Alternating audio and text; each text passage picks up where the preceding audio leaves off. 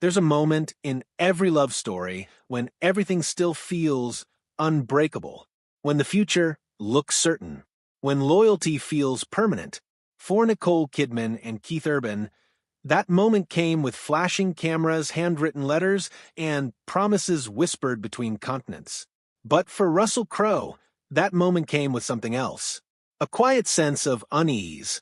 He had seen enough in life to know that sometimes the most beautiful beginnings carry invisible cracks. And from the very start, he was watching closely.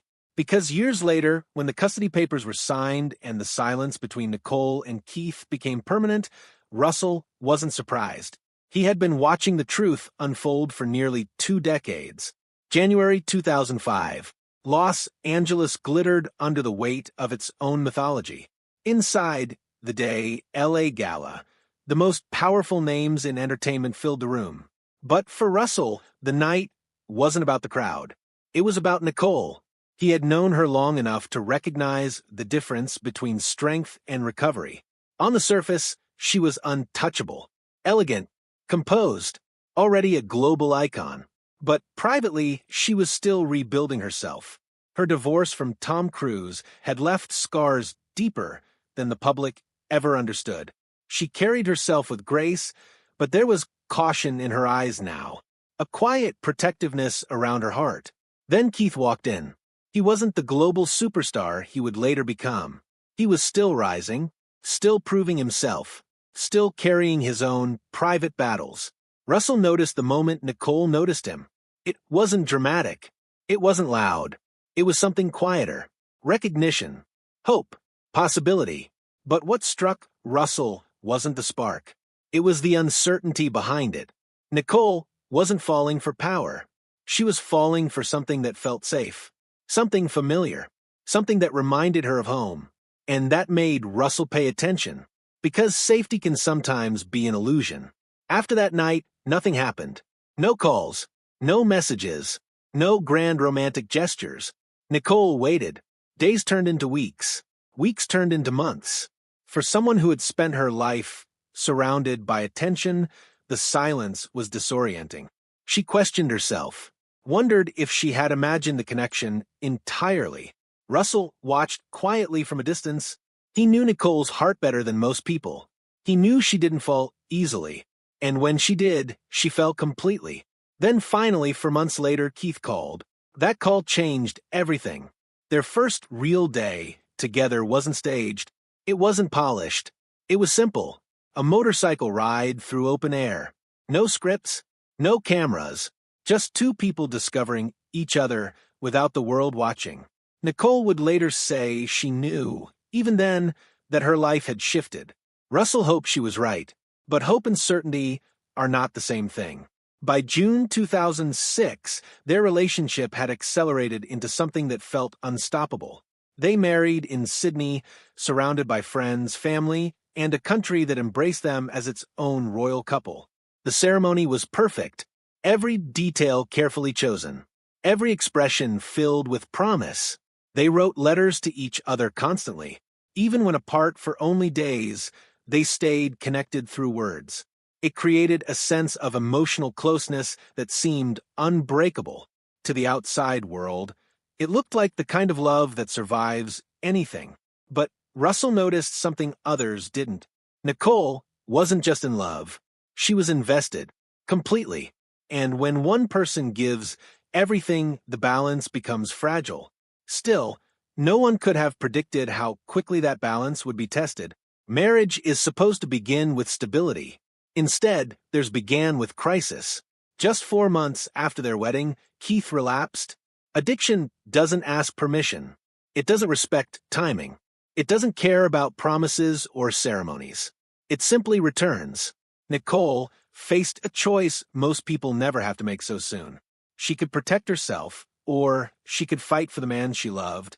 She chose to fight. She stepped away from her career, walked away from momentum, put everything on hold to stand beside him during recovery. Russell watched her do it. He saw the exhaustion, the determination, the quiet fear she never showed publicly. Keith survived that period. Their marriage survived it too. But survival changes people. It creates debts that can never be fully repaid. And Russell knew that kind of emotional imbalance doesn't disappear. It waits. From the outside, their life seemed to stabilize. They built a family, welcomed their daughters, created routines that looked grounded and real. Nicole returned to her career. Keith's success exploded across the music world. They appeared stronger than ever. But success often hides distance. Keith spent most of his life on the road, touring, performing, living inside a schedule that left little room for stillness. Nicole built her life between film sets and family. Their worlds overlapped, but they weren't always shared. Russell noticed the shift long before anyone else did. The nightly letters became less frequent. The long conversations became shorter. The emotional closeness that once came effortlessly now required effort. Distance doesn't destroy love overnight.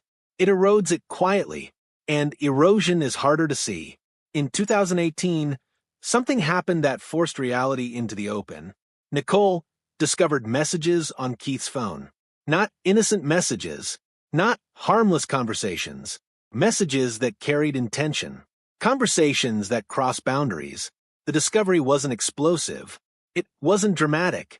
It was devastating in a quieter way, because betrayal doesn't just break trust. It rewrites memories. It forces you to question moments you once believed were real. Nicole confronted him, not with anger, but with clarity. She wanted truth. Russell was one of the first people she called afterward. He had suspected cracks, but now there was proof. Keith apologized, promised change, promised transparency, and Nicole made the hardest decision someone in her position can make. She chose forgiveness, because love doesn't disappear instantly. It lingers. It hopes. But forgiveness doesn't erase damage. It only delays its consequences. For a while, it seemed like things might recover. They appeared together publicly, smiled for cameras, spoke about each other with affection. But appearances don't always reflect reality. Privately, the trust had shifted. Nicole became more guarded, more observant. Keith became quieter, more distant. Russell remained close to Nicole throughout it all, not interfering, not judging, just present. He understood something most people didn't. Love can survive betrayal, but it never returns to its original form. Something always changes. By 2024, the emotional distance had grown impossible to ignore. They were still married, but no longer connected in the way they once were. Their conversations became practical instead of emotional. Their lives became parallel instead of shared. Nicole had spent nearly 2 decades holding the relationship together through loyalty, sacrifice, and belief. But even the strongest people have limits. Russell heard it in her voice before anything became public. Not anger, not sadness, acceptance. She wasn't fighting anymore. She was letting go. In 2025, the separation became real. There was no dramatic announcement, no public spectacle, just paperwork, legal filings, final decisions made behind closed doors. By January 2026, the marriage was officially over. 19 years, gone. The custody agreement revealed what Russell had understood for years. Nicole had been the constant presence, the stable center, the one who stayed. Keith had lived a life defined by movement. The legal outcome didn't create that reality. It reflected it. For Nicole, the decision wasn't about punishment. It was about peace. She wasn't trying to win. She was trying to be free. Through everything, Russell remained exactly what he had always been. Present, loyal, protective. Their friendship wasn't built on convenience. It was built on history, on trust that had survived decades of change. He didn't step forward publicly for attention. He stepped forward because silence sometimes protects the wrong story. He knew Nicole's strength. He knew her sacrifices. He knew the truth behind the image, and he refused to let that truth disappear. But loyalty carries its own cost. His unwavering support created tension in his own personal life. Not because there was anything romantic, but because emotional loyalty requires time, energy, and presence. Still, he never stepped back. Because some friendships don't fade when life becomes complicated. They become stronger. For Keith, the silence that followed the divorce was its own kind of reckoning. There were no dramatic interviews, no public defenses, just absence. Sometimes the loudest regret is silence. He had once been given a second chance, a chance built on forgiveness, patience, and belief. But second chances are not permanent guarantees. They are opportunities, and opportunities can be lost. Russell had witnessed the entire story, the spark, the hope, the crisis, the survival, the betrayal, and finally the ending. He had seen Nicole give everything she had to preserve something she believed in. He had seen her fight for love longer than most people would have, and in the end he saw her choose herself, not out of bitterness, but out of strength. Because sometimes strength isn't staying. Sometimes strength is knowing when to walk away. The fairy tale didn't survive, but something else did. Nicole's resilience, Russell's loyalty, and the quiet truth that love, no matter how powerful, cannot survive without trust.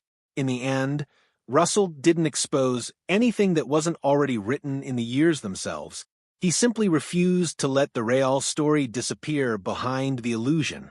Because he had been there from the beginning, watching, understanding, knowing, and when it was over, he remained exactly what he had always been, a witness to the truth,